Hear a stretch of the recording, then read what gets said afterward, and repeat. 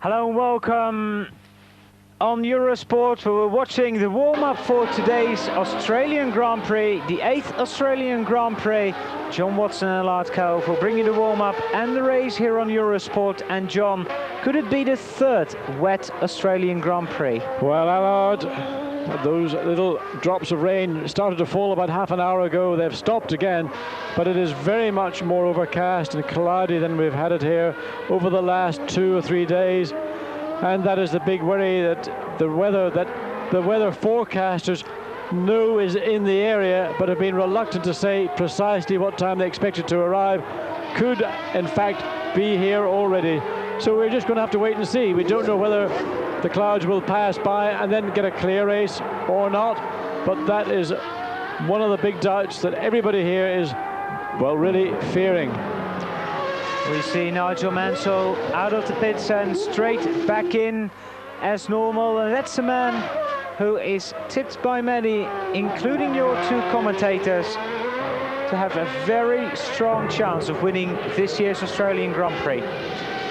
Ayrton Senna on the front row alongside Nigel Mansell, and in spite of Honda's withdrawal after this Grand Prix, they have still put more, well, 100% into providing the team with the best possible chance of winning this, their last Grand Prix for, well, let's say the short-term future anyway. And Ayrton Senna has made great use of that. He was quickest in the Saturday qualifying session, quicker than Nigel Mansell. Mansell was impressed by Senna's performance. He reckoned the McLaren team had picked up something like half a second over the time he had done on Friday, because the day itself was probably up to a second or more slower than the Friday qualifying session. And I'm sure Mansell will be very aware indeed that his arch rival Ayrton Senna is going to be quick out of the blocks into that first chicane, some 300 meters from the start line here in Adelaide. We just saw a shot from Ayrton Senna, a rearward facing shot, and there is a lot of dust on the circuit. I mean, being a street circuit, I think it is very dusty indeed, John. And dust is a problem in any street circuit, but another problem here in Adelaide is, of course, all the support races that make up this weekend. And in fact, between this warm-up and the race, I think there are 2 additional support races. And we've had karts, they put down a different sort of rubber. We've got touring cars, they put down a different kind of rubber. So those are all the additional problems a team has to take into consideration right now in this warm-up session. And everybody will have at least full tanks, if not 3/4 tanks. We've seen most people go out in fresh, that is new tyres, and they're just really getting the last opportunity to find out what is it going to be like in 3.5 hours' time. Now, certainly what they did on Friday afternoon and Saturday afternoon qualifying is going to be much more representative than the temperatures we have right now. Well, we have to wait and see what the weather is going to bring when we get into the 16th and final round of the FIA Formula One World Championship of 1992. But that man, Nigel Mansell, is on pole position.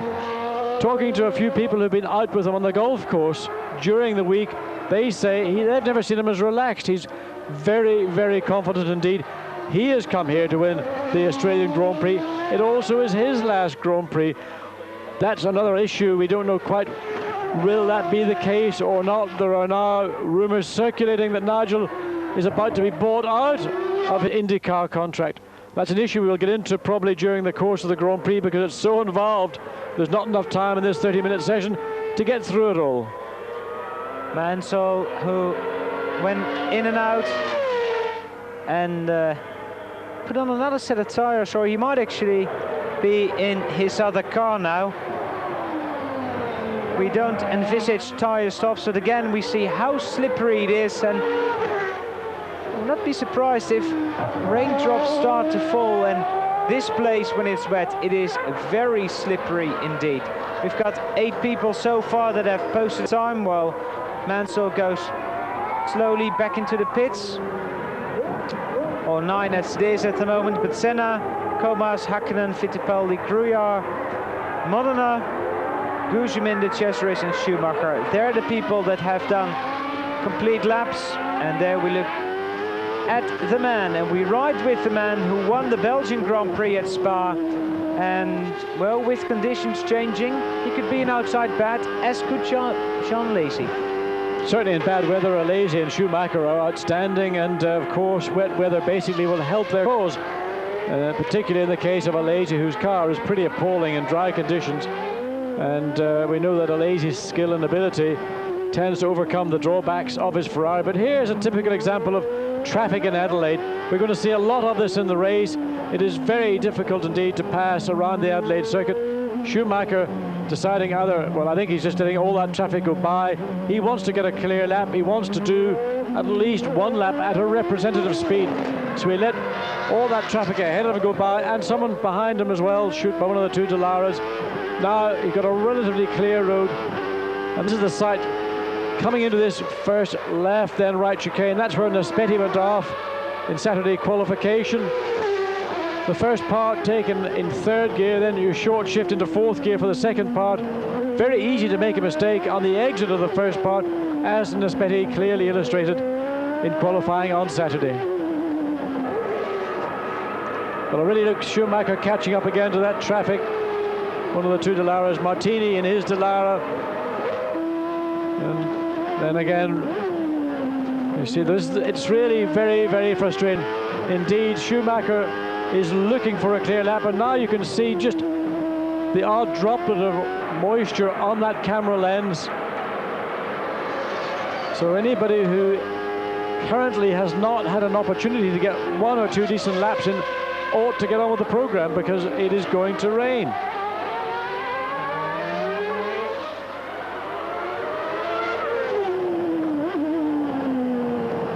Well, a lot of frustration for Michael Schumacher. He thought he had dropped back far enough, and all he's done is just find himself right up behind another. And JJ later, well, JJ saw Schumacher there, let him get through cleanly, but neither driver really could get out of that fastest hairpin with any pace at all.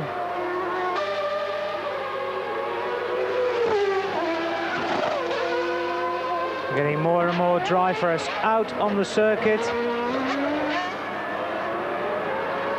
We've got 22 drivers who have taken the circuit here in Adelaide. And you were still running with Schumacher. And I don't know whether that's raindrops, John, or whether that is maybe dirt that came from other cars.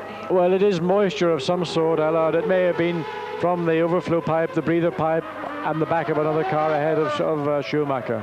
We continue after the break with the warm-up here in Adelaide. A 1:18.843 is currently the fastest time for Ayrton Senna in Adelaide during the warm-up for this afternoon's Grand Prix.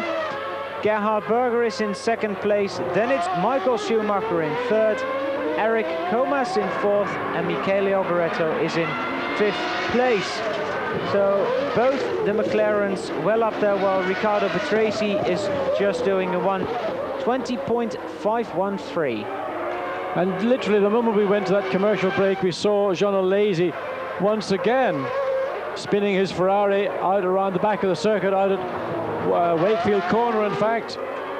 So things really have not improved very much in the Ferrari team in terms of chassis performance, but no damage. Alesi just did another one of those very impressive starts, spun the car around and continued on, and probably the team would be none the wiser unless they happened to be watching their monitor in the pits at that particular time. We see places 9 to 16, while you're behind this you're watching Ukio Katayama, teammate Bertrand Gachot as well up there. We see both the marchers who've done more laps than in the first qualifying session, and we see Gachot, Gruyard, Lammers behind Katayama, and Ayrton Senna in the background, or is it Gerhard Berger? It's Berger. And as ever, the Tyrrell very quick down the straight. Well, Gruyard also went very deep into that corner. Whether he saw Berger there or not, he certainly allowed him to go through. That may have just been a little bit of good luck for Berger. He stuck his car out into the mirrors of Gruyard's car well before the corner, so it could be no mistake that it was a red and white McLaren about to go past. And there you can hear again that traction control device cutting in on the McLaren. You can see all sorts of things lying on the circuit, John. That shot. Well, what happens in Adelaide, of course, is after qualifying and the racing finishes, the circuit is open. People walk around the place, and there's all sorts of rubbish left on the circuit. It's quite a problem to get it clean in time for these cars to go out for this 30-minute session. Cars sliding all over the place at the moment.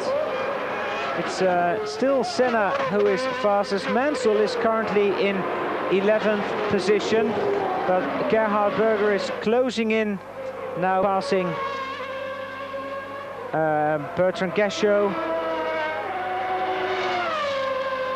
Well, Berger's just on a run here. He's going to try and get in, I would think, 3 or 4 laps, and then he'll go into the pits, have another set of tyres, and if he wants to make a change, he's got that opportunity as well. But it's important.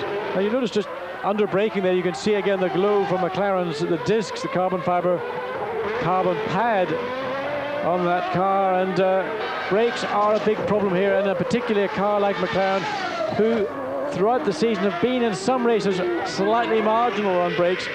Here is a race that is very hard on brakes, so they have made extra provision for this particular event. Gerhard's fastest on a 1:18.745.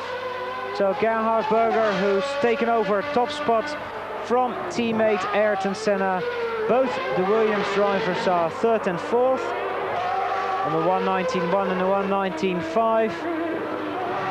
Nicola Larini is up there on a 1:20, but I think, John, it's very much, you're mentioning it, Berger on a run, maybe 3 or 4 laps. If you can get 3 or 4 consecutive laps without any traffic, you're right in the ballpark. Well, that's what you have to do. You just got to go out and try and get those consecutive laps in, get the tyres run in, get them accustomed to the circuit, and the more laps, of course, you do, generally speaking, the quicker you will go. We're back with John Lazy, and he manages to get round the corner, which a few moments ago he spun on. Lazy is currently in 7th position, right behind teammate Nicola Larini with the other Ferrari. That's the active sprung Ferrari, the car they didn't use in qualifying yesterday afternoon, but they're definitely going to use it in the race. Also, both in the top 10 are Mika Häkkinen and Johnny Herbert, 8th and 9th, while Riccardo Patrese goes top of the list on a 1:18.490. Bertrand Gachot rounds up the top 10, and he's 2.5 seconds slower than Patrese. Well, as you say, that Johnny Herbert now pops up into the top 10.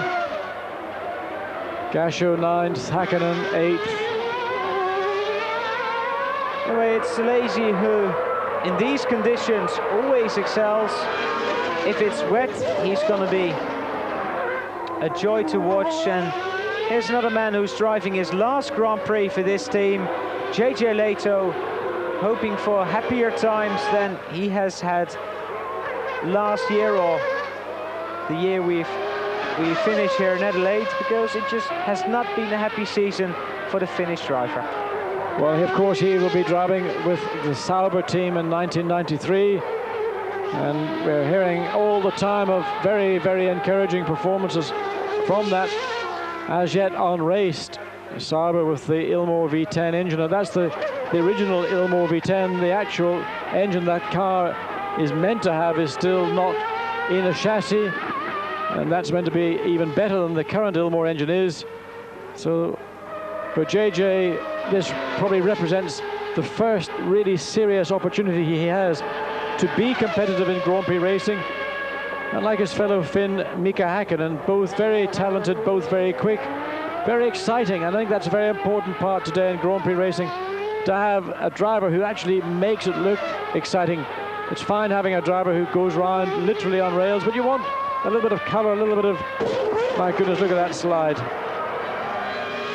JJ Leto coming up to the hairpin. Well, that's nice. Now we're with André de Cesaris, who has his best qualifying performance this year here in Adelaide. He qualified 7th, and again this Tyrrell, it's sliding on the brake, and there is very clearly not a lot of grip on the circuit.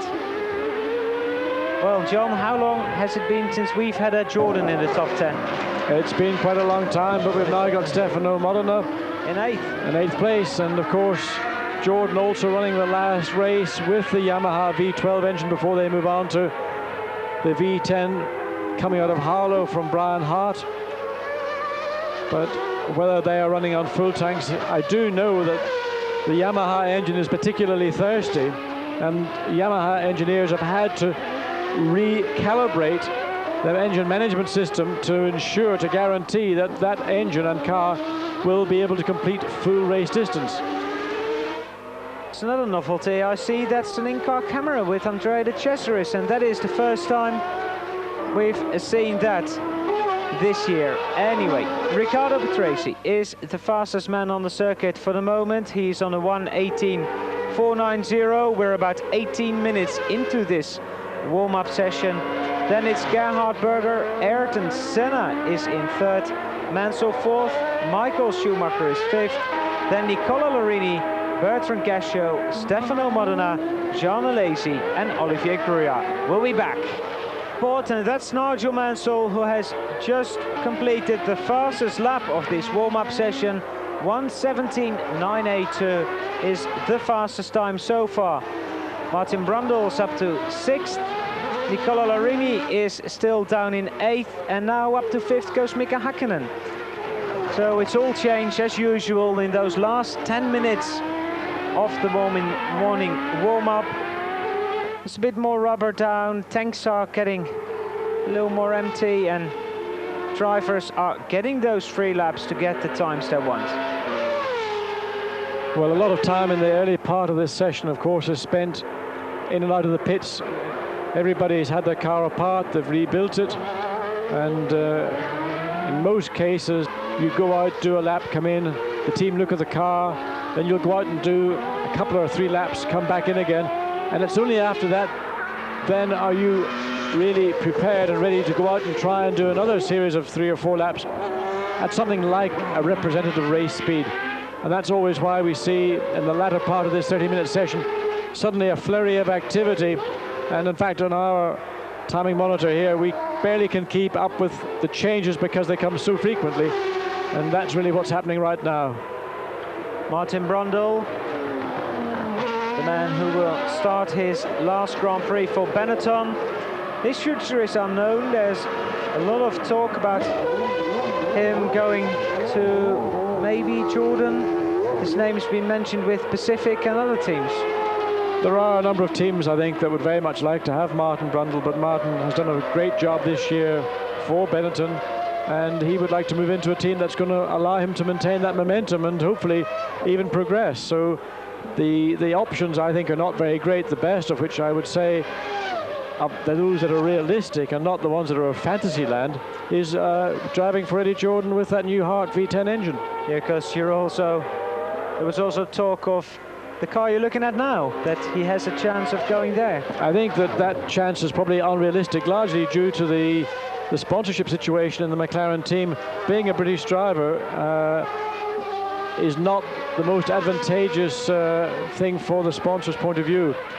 And I think, in fact, we're going to see, and again, it's something we can develop over the Grand Prix itself, there are a number of moves afoot to try and get under control the situation which we see in Formula One, where you may have Ayrton Senna not race, and we already assume that Mansell is going to continue with his plans to take part in IndyCar racing, and that is a very bad position for Grand Prix racing to be in, particularly in a very difficult time in a world economy.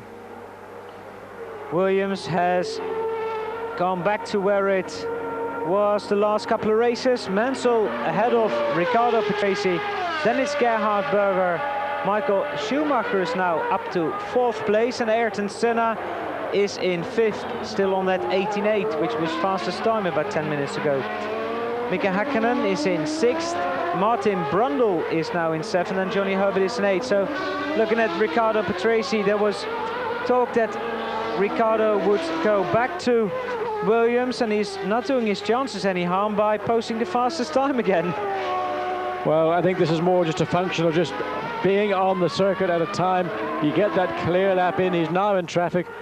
He's got to get past Johnny Herbert. That ought not to be too big a problem, because the horsepower advantage that Renault V10 has over the Ford V8 Well, there you can more or less see it, and Mansell now closing up also. Johnny, in fact, I just think, decided to back off and let those two Williams get through unimpeded, and we'll watch with interest as to what Nigel Mansell does as he push or allow Patrese just to get away from himself, and then on the next lap past the pits, then another go at wrestling the pride, let's say, of being the quickest man in this warm-up session. Now we're going to see pit stops. That's the next big question. It's basically the first time the cars are run on full tanks in these conditions. So after the warm-up, the Goodyear engineers can all see whether they need pit stops. They only have the softest compound, and well, inevitably somebody will make a pit stop for tires, because there'll be somebody out there who will abuse whatever tire you give them, and that's going to happen. And on a street track, it is a more aggressive form of racetrack, and unless you've got very good control over your emotions, well, that's just going to happen. So there are going to be people undoubtedly within 12 or 15 laps in the pits looking for tires, but it is not part of the actual race strategy from Goodyear's point of view. They've got the D compound, that's their softest race compound. They are very confident that it is not necessary to make a stop, but as I say, that doesn't prevent somebody from abusing that tire in the early part of the race when the car is at its heaviest and the tire is at its most vulnerable. Riccardo Patrese going cleanly past Pierluigi Martini, and now Nigel Mansell is stuck behind the Italian with but one corner to go, and those discs on the Williams glow as well. And Mansell, a very courageous pass on Martini, because Martini wasn't really about to allow him to get through by cooperating. So Mansell just made room for himself, bullied his way down the inside, and pushed Martini off to the left. Well, now Jean Alesi moves up the order and is in 6th position. Still 2 seconds slower than the drivers you're looking at now. And Mansell really trying to chase Riccardo Patrese. He can see Patrese, he can close on him. Well, Patrese is slowing down. Off. He backed off, and so really Patrese has done his little run. He's quite happy with what he's done. Ayrton Senna's now popped up into 3rd place, 1 minute 17.989. I was about to say, what's happened to Ayrton Senna? He, if you like, is the tip for the top here in Adelaide. And throughout the session, well, for the first 27 minutes of it, he was behind Gerhard Berger. He's now put himself 1 slot ahead of Berger. Senna 3rd, Berger 4th, Michael Schumacher virtually the same time as Gerhard Berger, but some 0.8 of a second behind Ayrton Senna. 4 minutes to go. They tell Riccardo, and Nigel, who is 0.6 of a second slower, 18.0. That's slower than his fastest time so far. And almost Nigel getting very wide. He had to pass one of the 2 Minardis. He got offline coming into that little left-right. It then was offline on the exit of it as well. Didn't slow him down very much. Oh, and look at that, Nigel, you're going to lose it. Oh, you were very lucky there. Nigel, you were lucky. You had to really get off the throttle. Now, that may well have been the result of what took place 2 corners earlier. Compromised in those 2 corners earlier at the beginning of the lap, trying to make up for it, pushed very hard into that, and you saw what happened. It all went wrong. Mr. Inch Perfect, Ayrton Senna. Currently 3rd fastest, but the man... Well, listen to that. Well, that traction control device, I've heard it being tested at Silverstone, and I mean, it was ridiculous. It comes in almost so early. You think that's got to be a disadvantage rather than an advantage. But of course, what it does, it enables Senna at that particular corner just to nail the throttle. The traction device cuts in, reduces the horsepower, and then it feeds it back in when it feels that there's sufficient grip for it to do so. Makes the driver's job, in many respects, very much easier, but takes away from the art and the craft, in my mind, of what a Grand Prix driver should be doing. And Ayrton Senna at this intermediate point is faster than Riccardo Patrese. We see the car, little slide coming out of that corner, but... Listen to that, otherwise, if that traction control device wasn't working, you'd be seeing Senna fighting wheel spin, or in fact in Senna's case he wouldn't fight wheel spin because he would be able to balance his foot on the throttle. Gerhard Berger has just gone second. Senna 17.651 now is second. Berger back to third. Nigel Mansell all the way back to fourth. And things are changing literally by the lap here in the remaining moments of this 30-minute session. It looked like Ayrton lost something coming out of that, or going into that last corner, where he is 3/10 slower than Riccardo Patrese. Gerhard Berger and Nigel Mansell, that's a nice Williams-McLaren pair on the top four again. Schumacher, Alesi, Brundle, Häkkinen.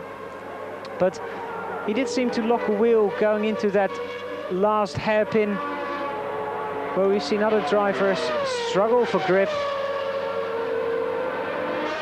And now Ayrton's backed off completely. Nigel Mansell going slowly. And the thing we could keep an eye on, John, is that still in the top 10 is Nicola Larini. Well, both Ferraris going surprisingly well. And one would think, and I believe, that both those Ferraris are not running full tanks. They don't traditionally do that. And Alesi's time, very impressive indeed for a very hard car to drive around a bumpy circuit. But Larini probably equally impressive, running in 9th place at this stage.